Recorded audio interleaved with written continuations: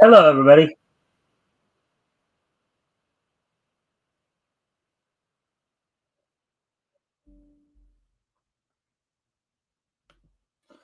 Alrighty then. So, hopefully, everybody's had a good week, and hope you all enjoyed the show last night. Had our panelists on. We're just wait a few minutes to give people a chance to come in. Of course, while we're doing that, I guess I'll put some music on for a moment while we take care of a couple of things. And I hope everybody's having a good evening.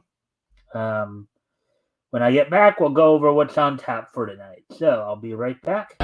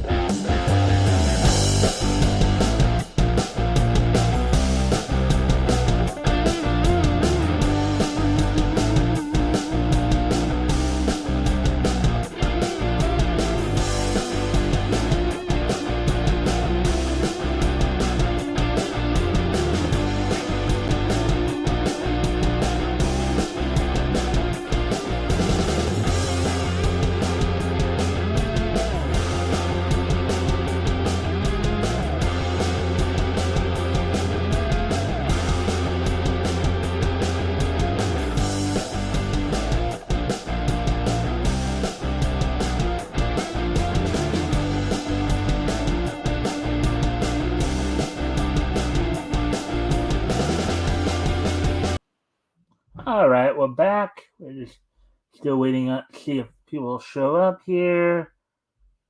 Of course, as always, if you guys can help out by liking and sharing the stream, seeing if we can get some more friendly people in here to watch the program, that'd be appreciated. Also, if anything we talk about grabs your attention, feel free to comment and or ask questions, and we will try to answer them to the best of our ability.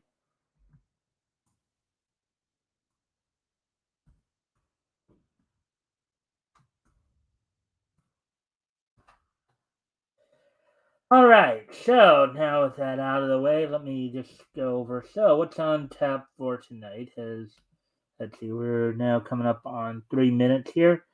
All right, so here's what's on tap for tonight, of course. I've got a couple of articles I'm going to go over. First off, the trailer for the latest Spy Family movie. Spy Family, of course, which was a an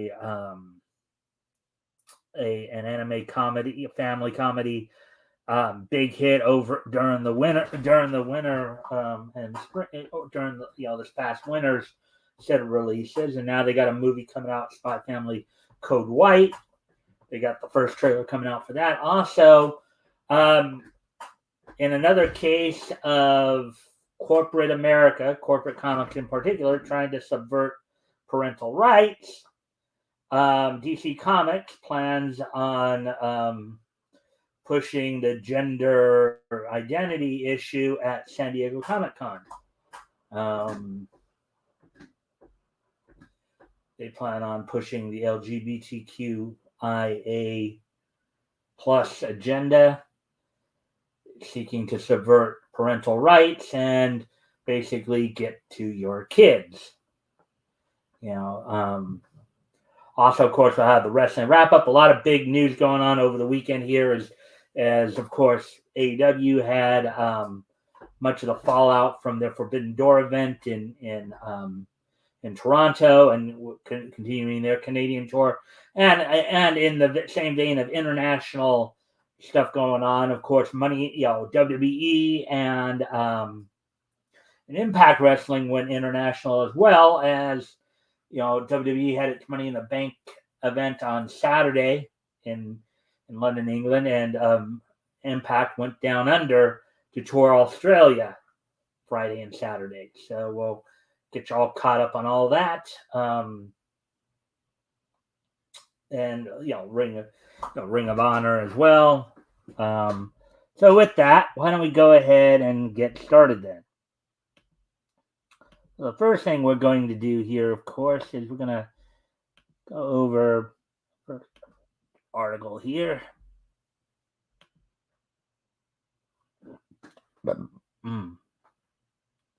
We're just past the 5 minute mark. Excuse me there.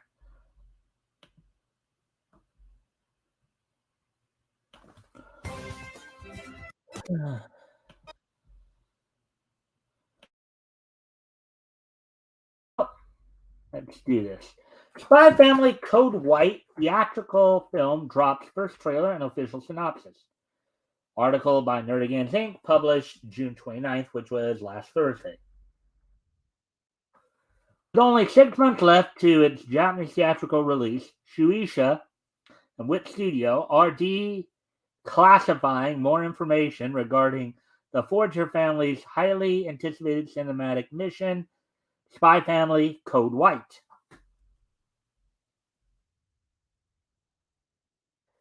Since its initial announcement at Jumpfest 2023, both companies have kept relatively radio silent on the film's production, as would be in any case when there's a spy film involved, right? However, on June 26th, which I believe was probably about a week ago, I would say. Let's see. Yeah, a week ago.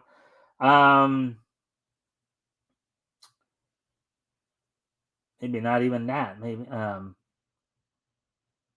Oh, yeah, it was that. Okay, never mind.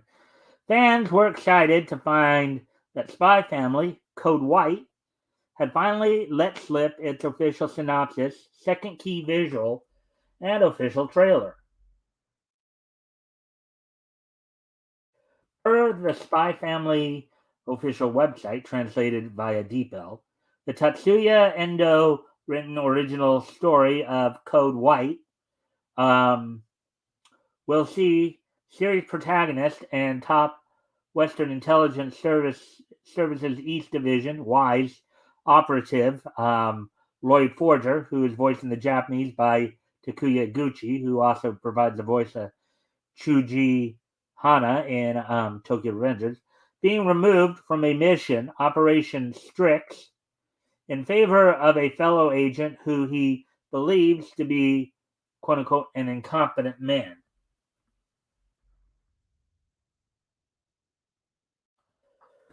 Left out to dry by Wise, um, Lloyd soon learns that the Eden Academy School, his adopted daughter Anya's, who's voiced by Atsumi Tanizaki, who provides the voice of Chisei Hattori in The Ancient Magus Bride, attends, will be holding an open cooking competition for its students. Hoping to use the opportunity to prove to his employer that he's the right man for Operation Strix, Lloyd encourages Anya to enter with the quote melee, the favorite pastry of Eden Academy headmaster and contest judge Benedict Goodfellow.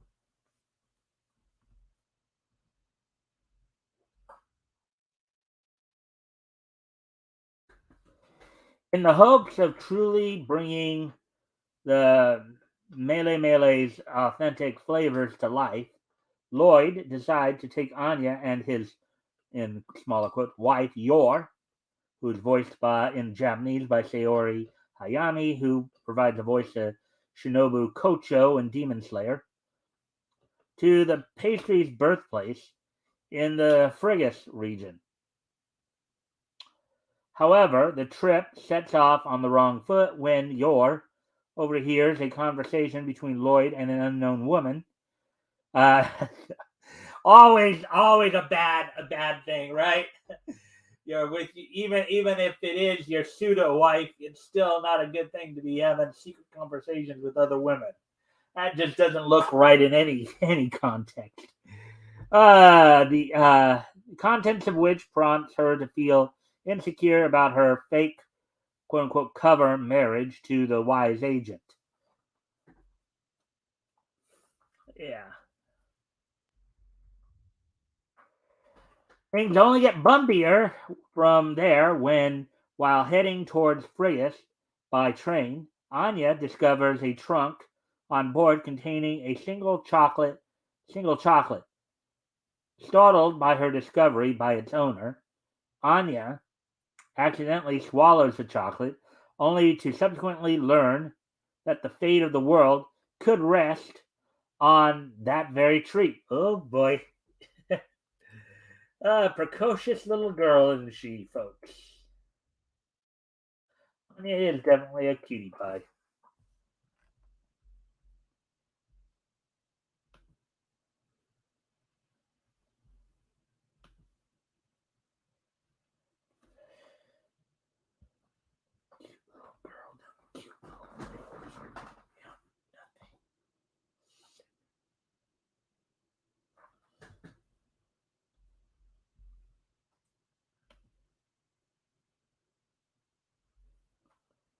All right, as we continue on here, it is this very discovery by the young Esper that serves as the focal center of the film's new key visual, which features the Yor family surrounded by their various um,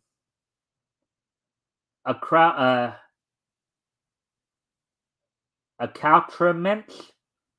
I've never seen that word before. For the trip to Phreus. As previously revealed, the key visual also reminds audiences that the film's official quote-unquote mission start date is currently set for December 22nd, 2023. So 3 days before Christmas 2023, basically, is when this movie is going to be coming out. The overall release here.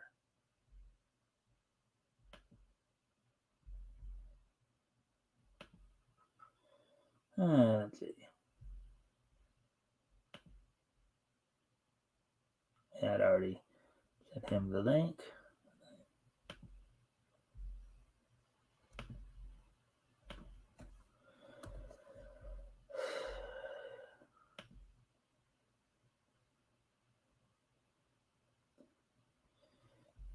Not right now, okay.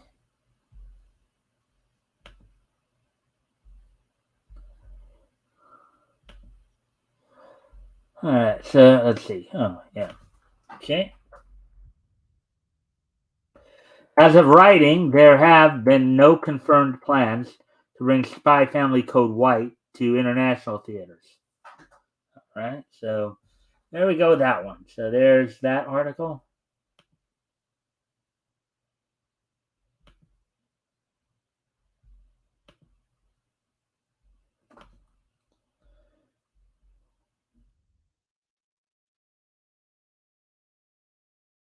And here's going to be the next.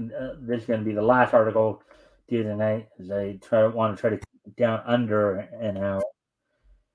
The show. Let's see now. Oh, we got two. All right. If you can, of course, like and share the stream and see if we can get some more friendly people in here, that'd be appreciated. Also, if anything here grabs your attention, feel free to comment and or ask questions. I'll try to answer the questions to the best of my ability. So with that, we'll get on to this. This is a little bit of a more harder story than the one we just did here. And I'll probably have a little more commentary on this one. Let's see. How much time are we? Oh, 14 minutes. Okay. Okay, so DC Comics to groom children with evil gender ideology at San Diego Comic-Con. Article by John F. Trent, published June 30th, 2023. Now, again, this is more the idea of, once again, a corporate company trying to subvert parents' rights to, try to influence their children in a way that parents may not agree with. But ultimately, one of the other issues I have with this, aside from just the whole, pushing the, well, it does go back to pushing the agenda on the kids, but ultimately, it's like this: let kids be kids, okay? Let kids be kids. This kind of stuff, they don't need to be pushed on them. Kids do not need to, you don't need to, they don't need to. I'm not even just talking about the LGBTQIA agenda either. Kids don't really, aside from the basic functions of their body parts. They don't need to know anything more than that. Okay?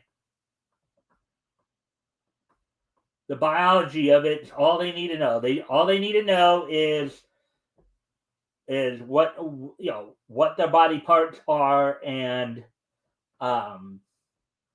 what they're for as a child, which is primarily for waste removal. Okay, so let kids be kids. All right. Anyways, let's get into this. DC Comics plans to target and groom children with the objectively evil gender ideology during the company's appearance at the upcoming San Diego Comic-Con. Yeah. And obviously, you guys can tell John how the writer here feels about this. He has very strong feelings about it, obviously. And we know that book didn't sell too well, did it? In a press release outlining the company's plans for San Diego Comic-Con, DC revealed that they will have a presentation called DC Books for Young Readers on Sunday, July 23rd from 11:15, I guess a.m. to 12:15 p.m. Basically, just prior to lunch. This presentation will feature, quote, some of the creators behind the publisher's popular middle grade and young adult graphic novels, with exciting announcements about titles arriving soon, unquote.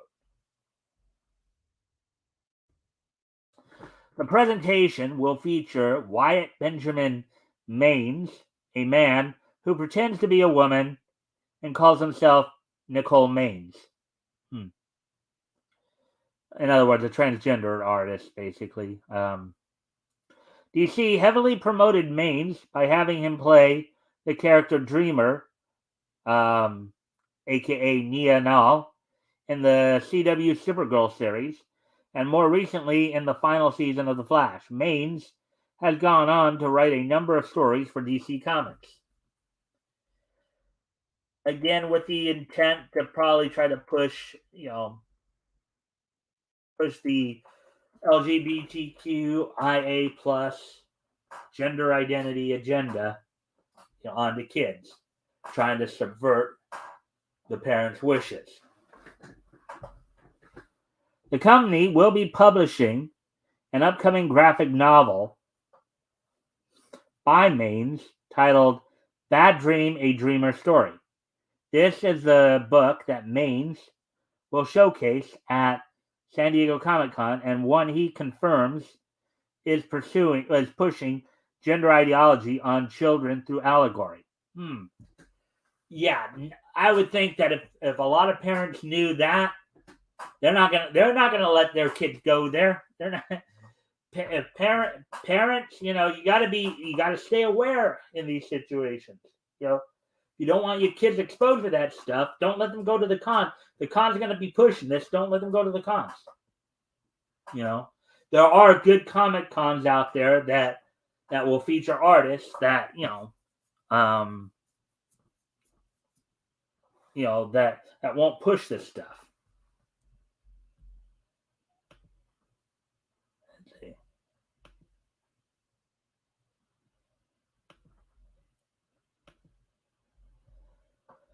Let's see.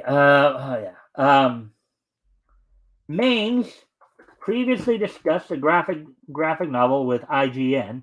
Quote, without revealing too much, there is a direct link between the alien communities and the queer communities, especially in Metropolis. They're both groups that people make unjust presumptions about and make assumptions. And as queer people are being legislated against as the aliens in this universe, and so they find commonality in that, unquote. Except that you're basically pushing your agenda onto somebody else's child, and that's where people are going to draw the line. Anyways, I'm going to go off camera here for a moment. Once again, I forgot to turn off the phone. I'll be right back.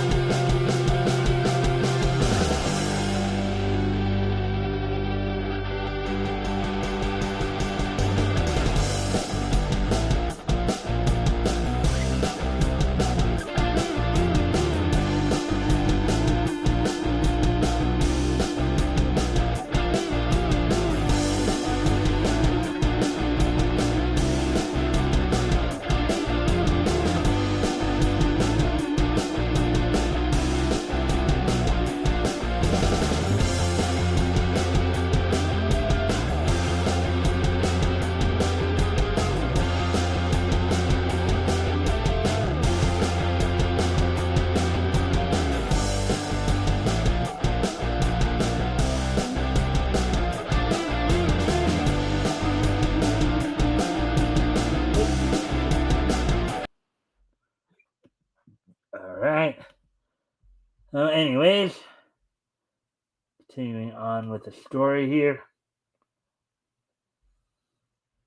And again, as I said, you really shouldn't be pushing anything sexual onto kids in the first place. Okay, I'm not, whether it's same sex or opposite sex. Kids don't need to be thinking about sex. Okay? They don't. Let kids be kids.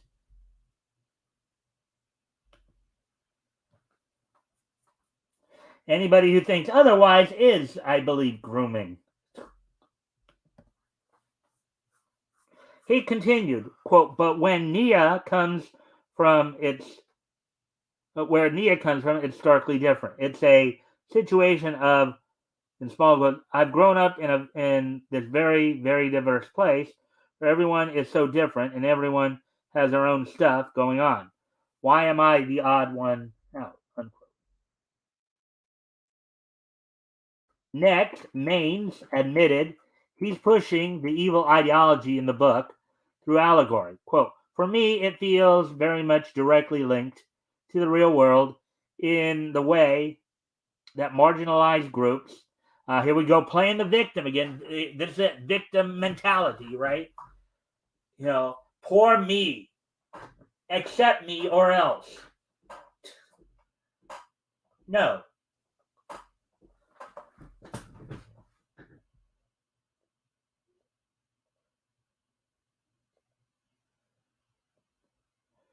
Let's see. And even other members of the queer community find time in their own suffering and in their own struggle to say, in small quotes, but we're still better than these people. We don't like it when we're discriminated against, but I believe it is completely justified if this group of people is discriminated against, unquote. Denying biological fact or okay, promoting biology and holding firm to what is the traditional definitions of things, that is not discriminating against anybody. Okay?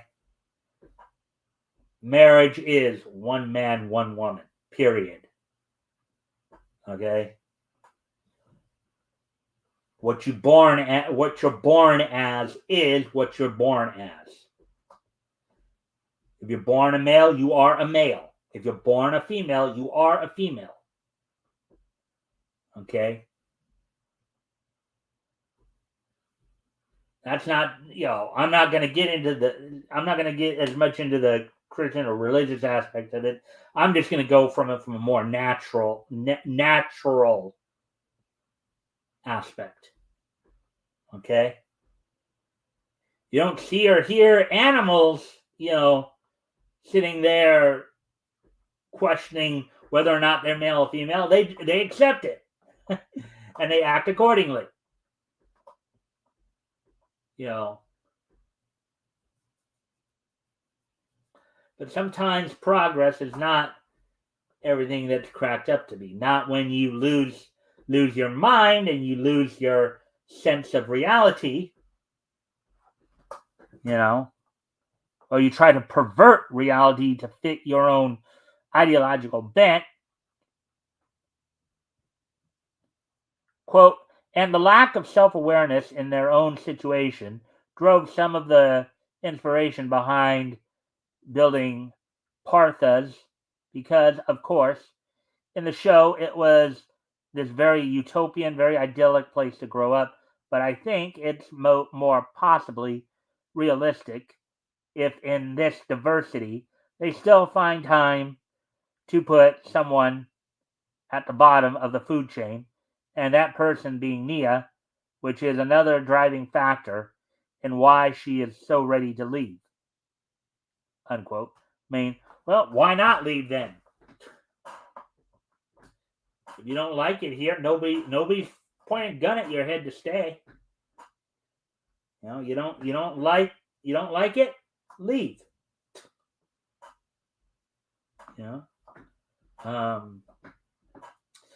But you do not have the right to push your agenda on somebody else's kid. Period. You do not have the right to subvert a parent's right to raise their child as they see fit. Period.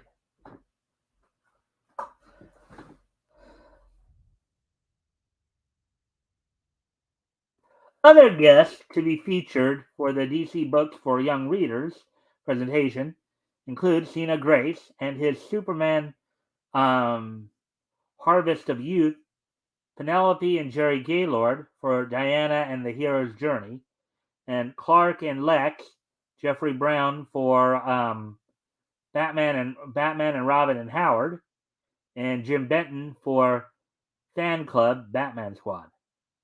The Diana and the Hero's Journey book also appears to be pushing recent government propaganda that children do not belong to their parents.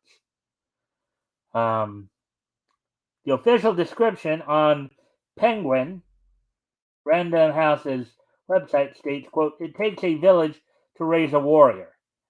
Which, if you remember, this was pretty much a lock statement for Hillary Clinton too for a long time, right? And the Amazons have a lot on their hands with Diana. Can she harness the power of truth and community to become the hero we know as Wonder Woman? Unquote. Sina Grace's Superman Harvest of Youth also appears circumspect, as it claims, quote, a grounded and heartbreakingly human story about the legendary Superman as a teenager finding his place in a world filled with death and hate without losing sight of his greatest power, hope, unquote. Given DC Comics' track record, it's not hard to imagine where that death and hate is coming from. No, this is just people pushing division, pushing division, try to tear our country down. This is not the company's first foray into attempting to groom children. Earlier this year, the company published the DC Book of Pride that is specifically labeled in the children's books and teen and young adult notification categories on Penguin Random House's website. The book's description states, quote, discover the rich history of DC's LGBTQIA plus superheroes in this inspiring gift title featuring detailed character profiles and comic book artwork. Celebrate Pride with DC's LGBTQIA plus super. Now, let me just make this point too. If they were marketing this towards adults and they were making it, and they were making it for adults, I don't think anybody would really have an issue with it. Okay, as an adult, you're capable. If you want to, either go through the operation as an adult, I guess nobody can stop you. Of course, you can't force people to recognize you for what you think you are. Even if you do go through the operation. But the problem here is that You do not have the right to push your views on somebody else's kid. Okay? That's, it's not even really the school's job to socialize children. It's the socialization starts at home. Yes, you can further at school with interactions, getting the practical practice in of interacting with your schoolmates. That's true. But ultimately, socialization is parents' responsibility. Not the schools, not societies, but ultimately the parents.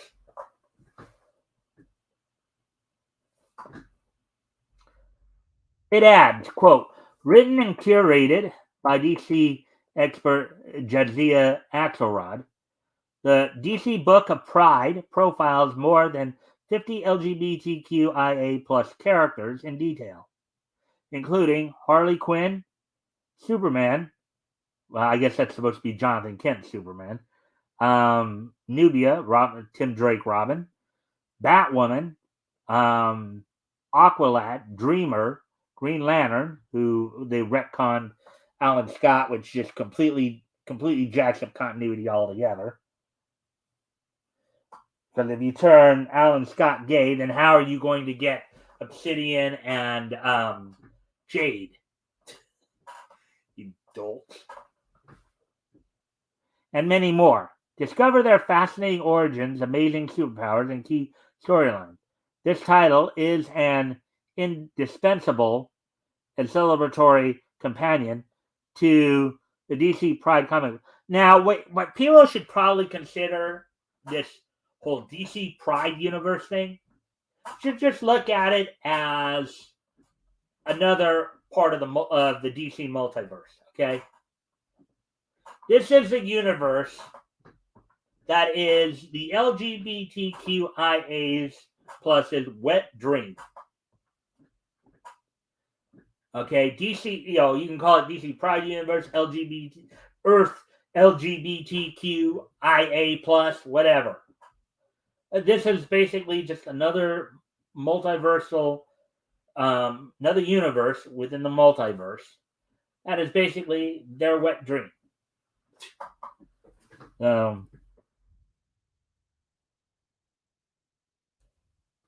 Earlier this month, the comic book publisher also released their DC Pride 2023 #1 and made clear they were promoting sodomy and homosexuality to young children. Now, I know sodomy is an older term, so there may be some of you out there who don't know what that means. Sodomy is the act of a homosexual act itself.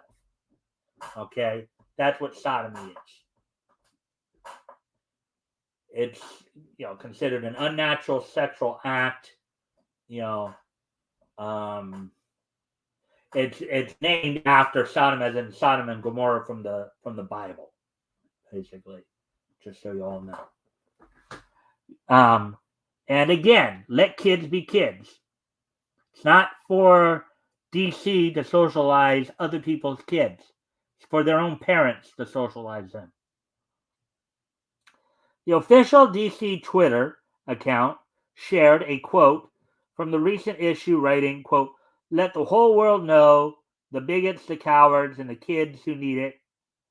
Show them that our love is real. Show them that it's powerful. We'll never back down. And we're not afraid of fighting back. You know what I'm saying, though? You know what that statement sounds like to me? It sounds like a declaration of war. Do these people really want civil war? Because if they do, they're not going to like the result if people decide to respond to them in kind. If these people are calling for civil war, they're not going to like the response. So,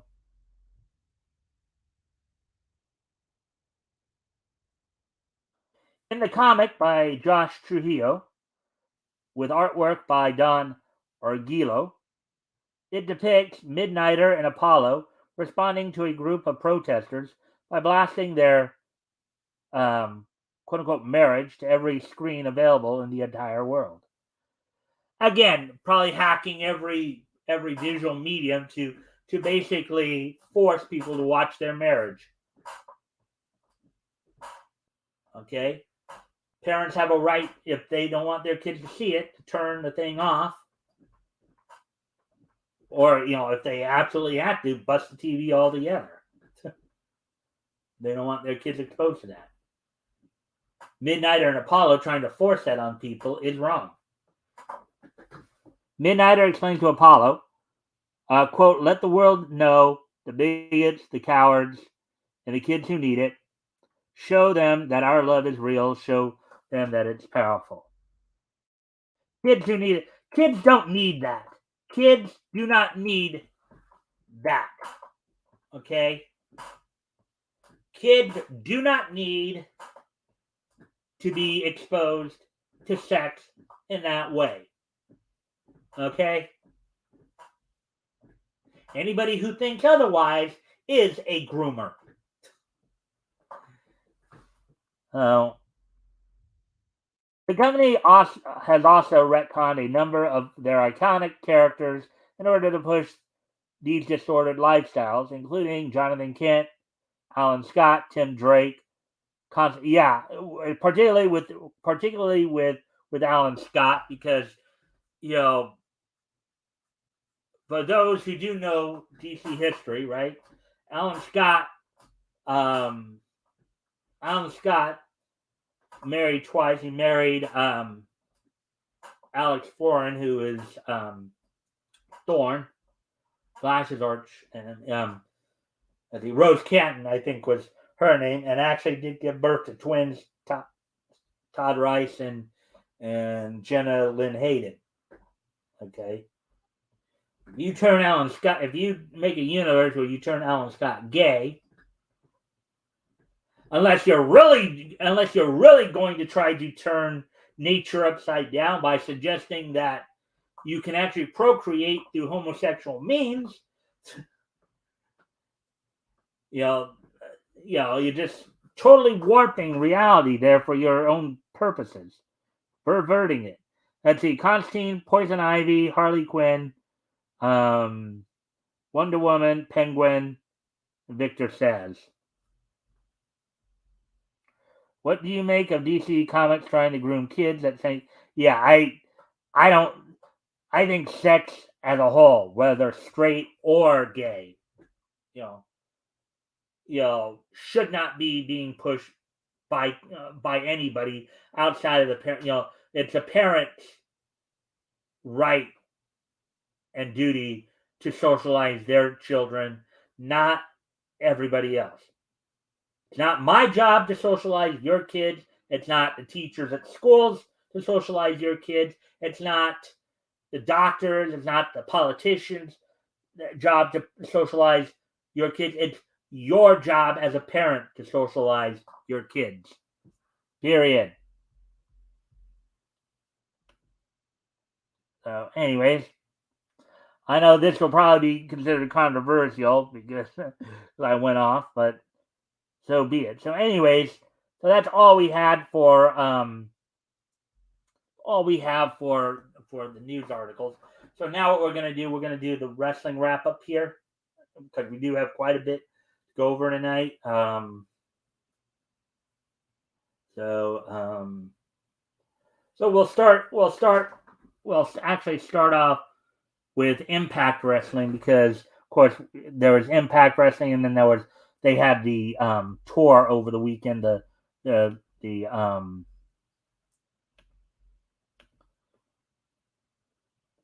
they had the tour over the weekend. So first off, we'll go back to Thursday night.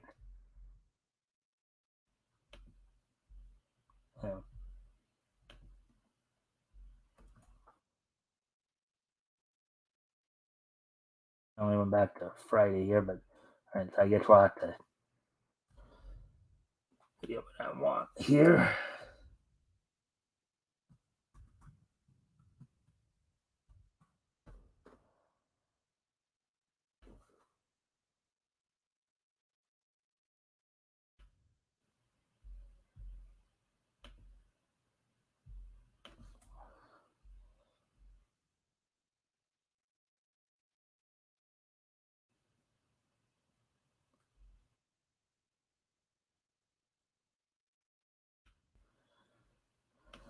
All right, so this past Thursday night, Impact Wrestling from Center Stage, which was recorded the previous week on the 23rd, the previous Friday there, saw Chris Sabin retain the X Division title over Trey Miguel. Trinity defeated Jai Vidal.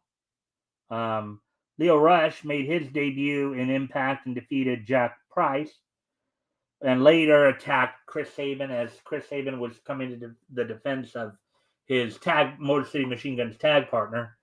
Masha Slamovich defeated Kylan King, fueling that feud between the Coven and Masha and Killer Kelly. And Kenny King defeated Yuya Uemura. So that happened on, and then of course Johnny Swinger finally got his first win of 50 on before the Impact. So what did this all mean for, of course, last weekend for the Down Under tour that Impact did over the weekend there? Well, I'll tell you right now. So last Friday, and if you guys can like and share this thing, see everyone get some more friendly people in here. That'd be appreciated. Also, feel free to comment and or ask questions, and I will try to answer them to the best of my ability. So on day one, on last Friday of the Australian tour for Impact Wrestling, saw Slex defeat Adam Brooks, Giselle Shaw defeat Erica Reed in a preparation for her shot at Deonna Purrazzo the following night. Joe Hendry retained the Digital Media Championship over Eddie Edwards. Kelly defeated Aisha. Chris Sabin retained the X Division title over Frankie Kazarian and Robbie Eagles. In a non-title match, Impact Wrestling, Impact Tag Team Champion, World Impact Tag Team Champions Ace Austin and Chris Bay defeated Brian Myers and Moose. Deonna Purrazzo defeated Steph DeLander in a non-title match. Now Shelley retained the Impact World title over Steve Macklin in, to preserve his match with Nick Aldis at Slammiversary. And then the following night, on night 2 of the Australian tour, that's let's see, the one title change that did happen was not in did not have to do with Impact as well, but OPW, as Adam Brooks defeated Robbie Eagles for the OPW Heavyweight Championship. Trying to find out what OPW actually stands. Oceania Pro Wrestling. So Adam Brooks becomes the first OPW Heavyweight Champion on the at the event. The Natural Classics defeat the Velocities. Joe Hendry, in his second straight title defense, this time retains against Moose on night 2. Eddie Edwards defeats Slex. Steph DeLander defeats Killer Kelly, getting her first win in Impact. Frankie Kazarian defeats Brian Myers. Ace Austin and Chris Bay retain the World Tag Team Champions over World Champion Alex Shelley and X Division Champion Chris Sabin. And Deonna Purrazzo retained the Knockouts World title over Giselle Shaw. That all happened over the weekend for Impact. Also, let's look at Ring of Honor. What happened on Thursday there. I do know that there were a couple title defenses on Ring of Honor. Audio, Castagnoli, and Athena both had what they called proving ground matches, which were matches to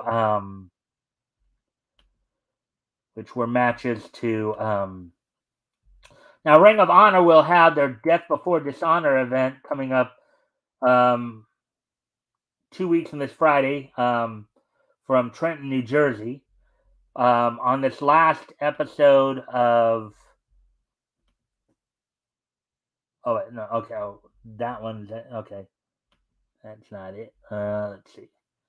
On the latest episode of Ring of Honor Honor Club, which aired on last Thursday, originally taped on the 24th. Saw, let's see, was in the main event, saw Claudio Castagnoli stave off the challenge of one half of best friends Chuck Taylor in a proving ground match. Taylor had won that he'd get a guaranteed title shot at some point in the future. Athena staved off the challenge of Casey Spinelli in a Ring of Honor Women's World title proving ground match. Let's see. The Mogul Embassy of Brian Cage, Bishop Khan, and Toa Leone, with Prince Nana in their corner, retained the Ring of Honor World Six-Man Tag Team Championships over a team representing Los Ingobernables de Japón, which I just recently found out Los Ingobernables means the ungovernable in Spanish. The trio of Bushi, Shingo Takagi, and Hiromu Takahashi. Some of the other matches on the night included Action Andretti, Christopher Daniels, and Darius Martin defeating three members of the United Empire of Jeff Cobb, Kyle Fletcher, and TJP. El Desperado defeating Willie Mack, the former NWA National Champion. Big Bill and Lee Moriarty defeating Caro and Tariq. Diamante getting some amount of revenge on Layla Gray, defeating her this week. The Rice's members of Dutch and Vincent staving off the Dark Orders, Alex Reynolds and John Silver. And then the original La Facción Ingobernables of Derlistico and Preston Vance, defeating Mark Wheeler and Vivron. So that happened on Ring of Honor. Now, also going back to AEW here. It happened over the weekend as they were coming off of their Forbidden Door. What else happened on Rampage and on Collision? Go over that. On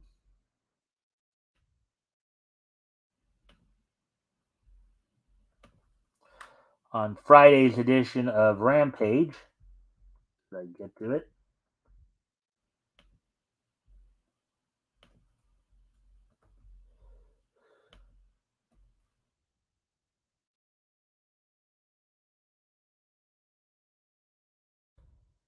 All right, so this past Friday's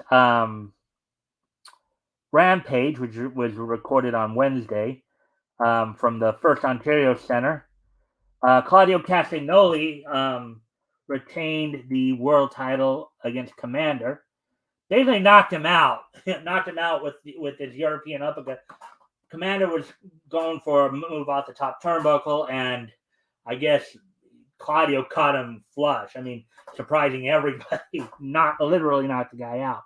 Sean Spears defeated the Blade in 4 minutes. The team of Johnny TV, aka John Morrison and QT Marshall, is QTV, beating Isaiah Cassidy and Matt Hardy. And Hikaru Shida defeated Taya Valkyrie, continuing Taya's frustration at not getting much of a rub. Basically she was brought in as a top contender to Jade Cargill's TBS, but couldn't get the job done, whereas Chris Statlander could. And it's kind of a shame for Taya, in my opinion. And she's now turning heel in part because of it. They bring her in just a job to younger talent like this. I think that's just disrespectful myself. But not that I don't like Hikaru Shida, because I think Hikaru Shida's, but basically Taya Valkyrie in a lot of major matches, she's lost to Jade Cargill, she's lost to Chris Statlander, she's lost to Hikaru Shida. And the thing is, I like Shida and Statlander, don't get me wrong, but still, bring a veteran like Valkyrie in just to job out to your younger talents, just kind of a poopy move to do. So now that was, of course, stuff going on from Rampage. So then Collision, which was recorded on Thursday for Saturday, Normally, the collision shows will be, as far as I know, live on Saturdays, but for whatever reason, um, they felt the need to tape it this time. They taped it at the First Ontario Center. MJF actually wrestled twice. He defeated Kip Morse in like 37 seconds, and then had a world title defense against Ethan Page, in which he won. You did have 3 Owen Hart Foundation men's tournament quarterfinal. Basically, they set the men's bracket for the semis as, let's see, Paris Hobbs defeated Dustin Rhodes. Ricky Starks defeated Juice Robinson, and then Samoa Joe defeated Roderick Strong by a referee's decision, basically knocking Strong out. And then there were some shenanigans after the matches. I think some people were trying to come down and beat up more. Samoa Joe was actually trying to beat up more, even though he'd already, now Joe had Strong in the coquina clutch, basically the sleeper hold rear naked choke with the body scissors. He basically caused him to pass out from it. Strong did not tap at all. He tried to, and was just unable to escape and just passed out from it. But now the men's semis are set for, I believe, this Saturday's collision, in which you'll have Ricky Starks taking on Powerhouse Hobbs and Samoa Joe taking on CM Punk, which in both cases are reliving old rivalries. I think all of you, some of you may remember how Ricky and Starks and Hobbs split, and of course Samoa Joe and CM Punk had some legendary matches in the old Ring of Honor before Tony Khan's purchase of it. And then also Chris Statlander retained the TBS title over Lady Frost in an open challenge as well on Collision. So, and they continue, and as I said, they continue the Canadian tour this week. Is on this week's Dynamite. Let's take a quick peek at that. On this week's Dynamite from Edmonton, Alberta, Canada, which they'll also be at the Rogers Place in Edmonton, Alberta, Canada. They have a blind eliminator tag team tournament going on. Two quarterfinal matches. Adam Cole and MJF will be taking on a team, but that team has not yet been announced. Keith Lee and Swerve Strickland, former AEW World Tag Team. Now, the reason it's called a blind eliminator tag, because it's kind of like WCW's old Lethal Lottery, which they just randomly team people together. Well, in this case, they're teaming Keith Lee and Swerve Strickland, who are former AEW World Tag Team champions, against Darby Allin and Orange Cassidy International. The Kenny Omega is taking on Wheeler Yuta in the main event. Will be the final women's quarterfinal match, which had been postponed from the previous week because Dr. Britt Baker got sick, in which you'll have Ruby Soho taking on Britt Baker for the final spot in the women's tournament. So I recall the winner of this match is likely to face, I believe, Sky Blue, who's already advanced. And then you also have in the other bracket, let's see, I think you have Willow Nightingale. And let's see, who's the other one who advanced in that tournament? Can't remember off the top of my head, but yeah, so that's happening on now. Now we'll get to some WWE news as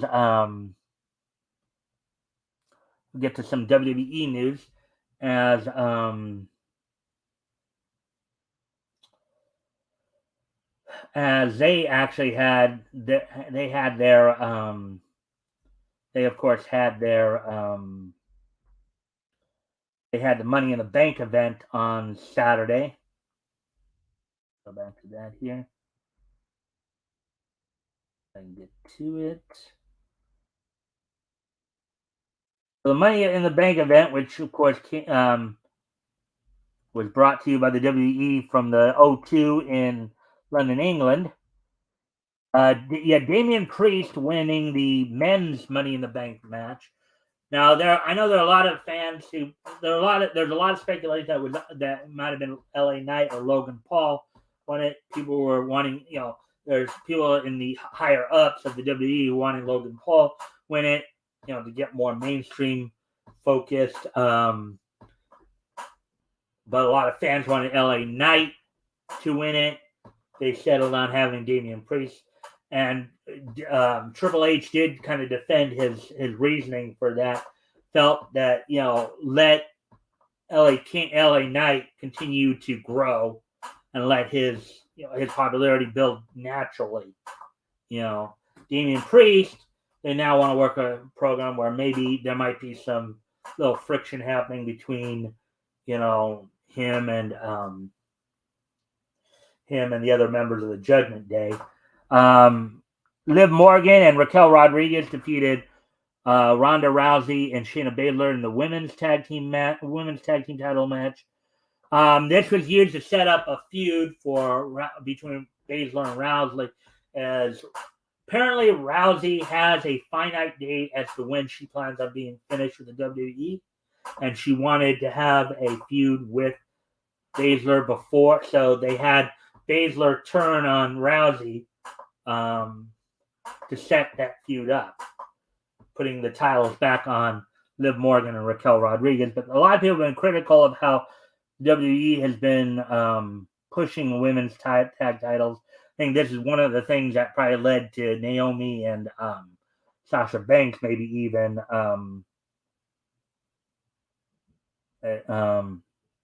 leaving the WWE last summer. Gunther defeated Matt Riddle to retain the Intercontinental, and following the match, Drew McIntyre made his return to the WWE in essence to challenge Gunther for the title. It's believed that Gunther will be defending the Intercontinental title against Drew McIntyre at SummerSlam coming up in about a month. Cody Rhodes defeated Dominic Mysterio. Io Sky won the women's Money in the Bank match and has already launched herself into the record books, having the second longest reign as Money in the Bank. And since she did not immediately cash in her Money in the Bank shot like many others have, they're letting her hold on to it. So she's now the second in terms of women's Money in the Bank. She's the second longest reigning Money in the Bank winner. Hasn't cashed in yet. Seth Rollins retained the World Heavyweight title over Finn Balor in a match in which Damian Priest come out, tried to help Balor, but the interference ended up working against Balor, helping Seth to win the match. Planting the seeds for possible breakup or possible leaving of Damian Priest and in the main event, the Usos defeated Roman Reigns and Solo Sikoa, in which Jey Uso got the pin on Roman Reigns, potentially setting up a match between the two at SummerSlam. But this is also the first time that Roman has been pinned in like 4 years. And the last time Roman Reigns was actually pinned was back in 2019. So with that, that's all the wrestling wrap-up we have for you guys tonight. So now, what we will do, of course, we'll go through real quickly the this day in each history, and then we will wrap things up. With that, so first off, today is Monday, July 3rd, 2023. So let's take a look back at this day in each history. History! So first off, we're going to go back 90 years ago today, as on this date, 90 years ago today, the Walter Lantz animated short Pin Feathers, starring Pooch the Pup, premiered in theaters on this date back in 1933, 90 years ago today. It was the 10th Pooch the Pup cartoon. So on this date, 90 years ago today, Walter Lantz's Pin Feathers, starring Pooch the Pup, premiered in movie theaters. His animated short premiered in movie theaters. Oh, moving ahead to 1973, 50 years ago today, is on this date back in 1963. So Jerry Briscoe would defeat Ole Anderson for the NWA Eastern Heavyweight Championship. This was a championship defended in the Carolinas and Jim Crockett Promotions. And also on this date on the West Coast, Terry Funk defeated Victor Rivera for the NWA Americas Heavyweight Championship, which was the top title for NWA Hollywood. So on this date, back in 50 years ago today, Jerry Briscoe defeated Ole Anderson for the NWA Eastern Heavyweight Championship in Jim Crockett Promotions, and Terry Funk defeated Victor Rivera for the NWA Americas Heavyweight Championship on the West Coast for NWA Hollywood. So, with that, moving on then, let's see. 2013. Okay. So now, going back 20 years ago today, on this date 20 years ago today,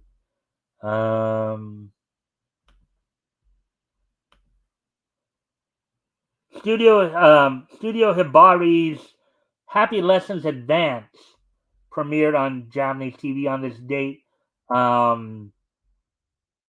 back in 2003. It was basically another season of 13 episodes of the harem comedy drama slice of life anime. So on this date, 20 years ago today, it was the premiere of Studio Hibari's Happy Lesson Advance. And finally, going back 10 years ago today, on this date, 10 years ago today, the 250th issue of Sonic the Hedgehog went on sale on newsstands. On this date, 10 years ago today, it sold for $3.99. It was 48 pages from Archie Comics. So on this date, 10 years ago today, the 250th issue of Sonic the Hedgehog from Archie Comics went on sale on this date 10 years ago. So with that, I thank everybody for being here tonight. I hope everybody enjoyed the show. We'll be back here tomorrow with more niche news coverage. Also, this Friday, Rick Piper will be joining me as we'll be looking back to November 1939, continuing our going through books, comics that went on sale that year. This week we'll be focusing in on comics that went on sale from Archie Comics, at the time known as MLJ Enterprises Incorporated.